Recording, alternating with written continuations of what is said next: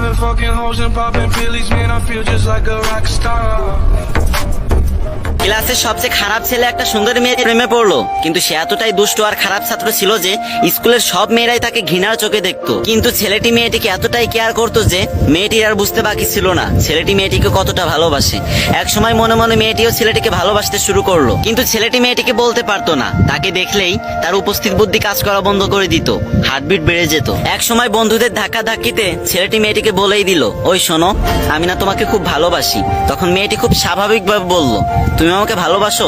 তখন ছেলেটি অপরাধীর মতো বলল, হ্যাঁ। হঠাৎ করে মেয়েটি ছেলেটির গালে জোরে একটা থাপ্পড় মেরে দিল এবং বলল, তোর সাহস হয় কি করে আমাকে প্রপোজ করার?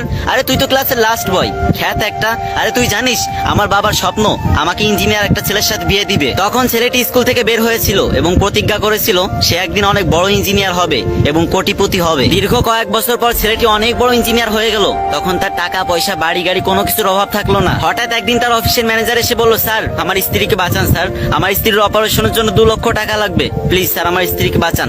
তখন ছেলেটি তার ম্যানেজারকে টাকাটা দিয়ে দিল। তার কয়েকদিন পর ম্যানেজার এসে বলল, স্যার আমার স্ত্রী সুস্থ হয়ে গেছে এবং আপনি আমাদের একটু বাসায় চলেন। তখন বলল, কেন? বলল, আমার স্ত্রী আপনাকে একটু দেখতে চাই, প্লিজ স্যার আমাদের বাসায় চলেন। তখন ছেলেটি তার ম্যানেজারের সাথে তাদের বাসায় গেল। সেই বাসায় গিয়ে তো সে অবাক হয়ে গেল, কারণ সে যে মেয়েটার জন্য ইঞ্জিনিয়ার হতে পেরেছে সেই মেয়েটার কেউ না, সেই মেয়েটা হচ্ছে তার অফিসের ম্যানেজারের বউ। তখন ছেলেটিকে দেখে মেয়েটি কান্না শুরু করে দিল এবং ছেলেটি খুব সিম্পল ভাবে জিজ্ঞাসা করলো, কান্না করছো কেন? তখন মেয়েটি আরো জোরে কান্না শুরু করে দিল এবং হাত জোর করে ক্ষমা চাইতে লাগলো। মেয়েটির কান্না দেখে ছেলেটিও কান্না করে দিল আর বলতে লাগলো, বিশ্বাস করো আমি না খুব ভালোবাসতাম তোমাকে, কিন্তু তখন আমার যোগ্যতা ছিল না।